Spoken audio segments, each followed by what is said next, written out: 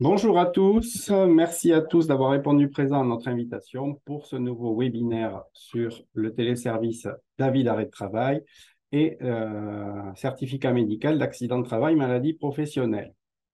Donc, je suis Mathieu Subreville, je suis conseiller informatique service à la CEPAM de Tarbes. Je suis aujourd'hui accompagné de Mélissa Morcillo et nous sommes tous les deux ravis de vous présenter ce nouveau webinaire. La présentation va durer une vingtaine de minutes. Elle est enregistrée et elle sera ensuite diffusée sur la chaîne YouTube de la Caisse primaire 65. Donc, voici le sommaire.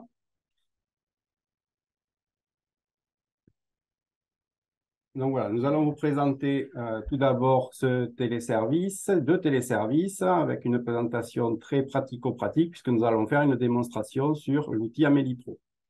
Ensuite, nous vous présenterons les nouveaux imprimés que vous devez absolument utiliser.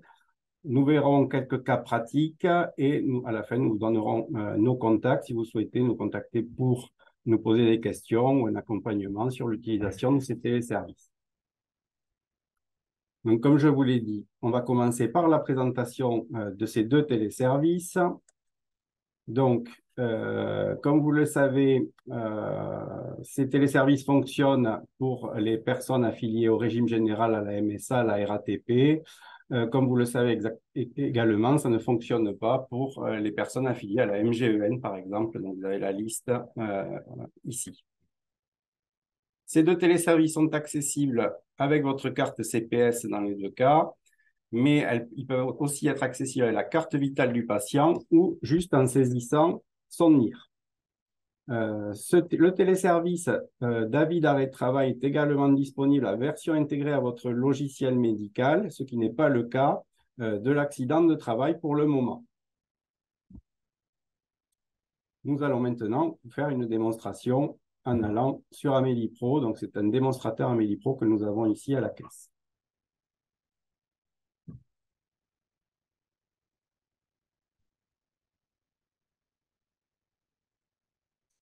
Voilà, donc nous sommes sur Amélie Pro. Nous avons identifié ici notre patiente, soit avec sa carte vitale, soit avec son NIR, je le répète. Et nous allons donc créer un accident de travail, un certificat médical d'accident de travail. Voilà, donc ici, nous avons notre patient qui est identifié. Nous allons faire un certificat initial, c'est la première fois que nous voyons donc cette patiente pour constater cet accident de travail. Donc, c'est un accident de travail que nous allons déclarer aujourd'hui. Et nous constatons une entorse de la cheville gauche. C'est bien à gauche. Ici, nous saisissons son employeur. Donc, c'est la caisse primaire d'assurance maladie à Tarbes. Donc, c'est bien l'employeur que je rentre ici. J'accepte les conditions de transmission et je valide. Vous voyez que ça ne prend que quelques secondes pour saisir ce certificat médical d'accident de travail. Donc, je valide. Ici, j'ai un récapitulatif et je transmets.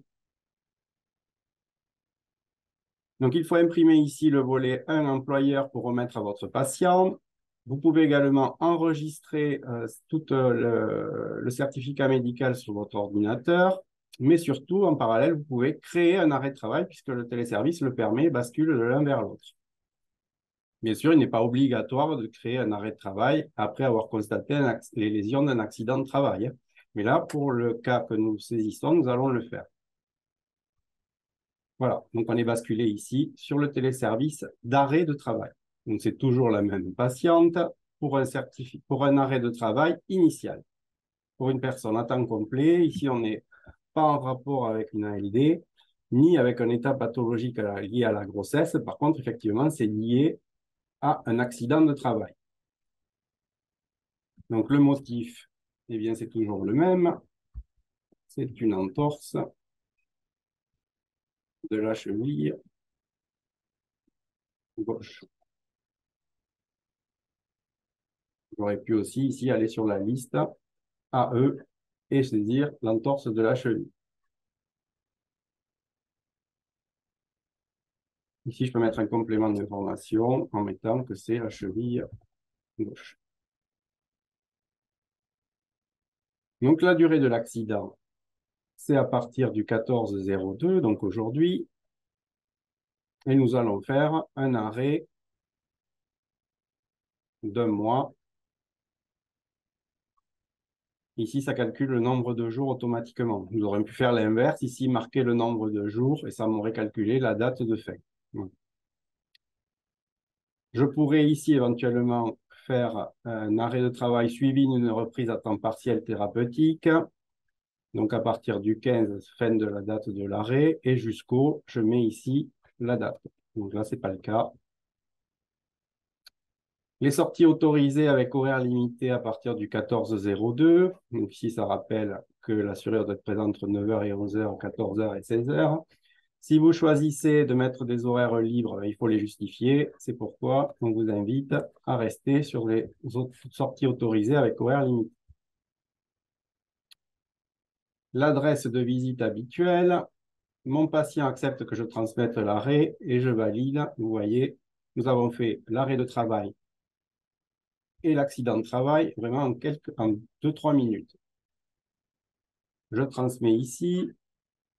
Donc, j'imprime toujours le volet à remettre au patient. Et ici, je peux m'enregistrer toujours l'arrêt de travail, en avoir une copie sur mon poste.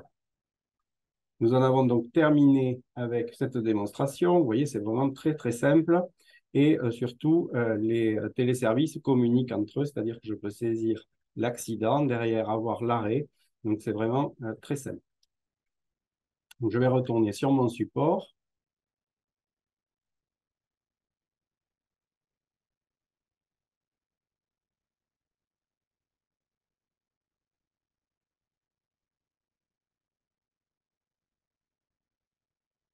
Et nous allons maintenant vous présenter donc, les nouveaux imprimés qui sont effectifs depuis mi-mai 2022.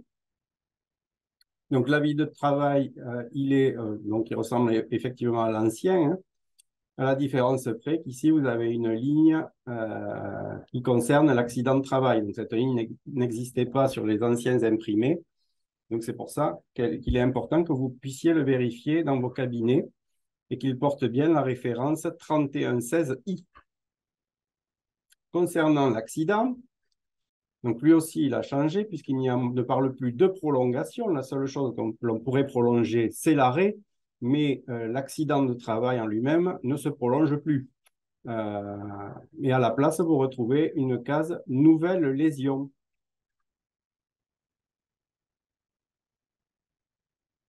Et il porte ici la référence S6909F.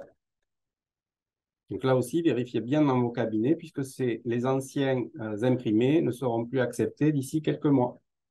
Et donc, pensez bien à les faire sur ces nouveaux imprimés. Je vais maintenant passer la parole à Mélissa qui va vous présenter quelques cas pratiques qui pourraient se présenter sur les accidents de travail et les arrêts de travail. Donc, bonjour à tous, je suis Mélissa Morcillo, je suis conseillère informatique service comme Mathieu et je vais vous parler des différents cas pratiques. Donc, comme vous le savez, depuis le 7 mai 2022, il n'est plus nécessaire d'effectuer de certificat de reprise ni de prolongation des soins. Cependant, le certificat final de guérison est toujours nécessaire à la clôture du dossier d'accident de travail ou de maladie professionnelle. On va voir ensemble les cas pratiques les cas pratiques les plus courants que vous pourrez rencontrer lors de votre pratique.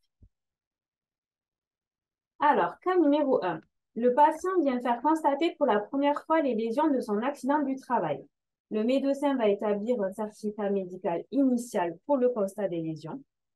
Donc, si le patient a besoin d'un arrêt de travail, il va falloir en parallèle établir un avis d'arrêt de travail.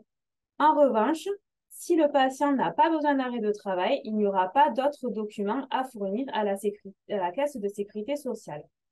En revanche, si des soins sont nécessaires, il va falloir que le médecin fasse une prescription médicale à son patient, donc sur une ordonnance, comme c'était déjà le cas avant. Il faudra bien penser à préciser que les soins seront en lien avec cet accident du travail ou la maladie professionnelle afin que les facturations puissent être prises en charge correctement. Cas numéro 2. Le patient vient voir le médecin pour obtenir une prolongation d'arrêt de travail. Le médecin l'ausculte, constate qu'il n'y a pas de nouvelles lésions. Donc, dans ce cas-là, on va établir un avis d'arrêt de travail de prolongation en pensant bien à cocher que l'avis d'arrêt de travail est en lien avec l'accident du travail ou la maladie professionnelle et il n'y aura pas d'autres documents à fournir à l'organisme de sécurité sociale. Cas numéro 3. Le patient vient voir le médecin pour obtenir une prolongation d'arrêt de travail. En l'auscultant, le médecin constate que son état de santé a évolué, qu'une lésion qui n'apparaissait pas initialement est apparue. Donc, dans ce cas-là, on va établir un avis d'arrêt de travail pour prolonger l'arrêt de travail, puisqu'il est nécessaire. Et ensuite, on va retourner sur le certificat médical accident du travail, maladie professionnelle et cocher les nouvelles lésions qui sont apparues. Cas numéro 4. Le patient vient voir son médecin car il a toujours mal. Un arrêt de travail ne semble pas nécessaire, mais le médecin constate que son patient a encore besoin de soins. Il n'a pas de nouvelles lésions. Donc, dans ce cas-là, le médecin n'a pas besoin de faire d'avis d'arrêt de travail ni de certificat médical AT-MP. En revanche, il va falloir faire une prescription médicale au patient pour les soins dont il a besoin, donc sur une ordonnance, en précisant toujours que c'est en lien avec l'accident du travail ou la maladie professionnelle, afin de permettre au professionnel de santé qui va réaliser les soins de facturer sur le bon risque, accident du travail, maladie professionnelle. Cas numéro 5. Le patient vient voir son médecin. Il n'a pas besoin d'un arrêt de travail, mais le médecin constate l'apparition d'une nouvelle lésion nécessitant des soins. Donc, dans ce cas-là, le médecin va devoir établir un certificat médical d'accident du travail maladie professionnelle et cocher donc nouvelle lésion afin de préciser donc les lésions qui sont apparues depuis le certificat initial. En parallèle, il va falloir faire une prescription médicale donc sur ordonnance pour le patient en précisant les soins dont il a besoin et en n'oubliant pas de mentionner que ces soins-là sont en lien avec un accident de travail ou une maladie professionnelle. Donc, voici les contacts. Donc, si jamais vous avez des questions en lien avec ce webinaire ou autre, donc en lien avec les téléservices, vous pouvez nous contacter par email à l'adresse 6ps-651@assurance-maladie.fr. N'hésitez pas à le faire, nous nous rendrons disponibles pour répondre à vos questions. Donc, merci à tous pour votre participation et on vous donne rendez-vous le mois prochain pour un nouveau webinaire. Au revoir à tous.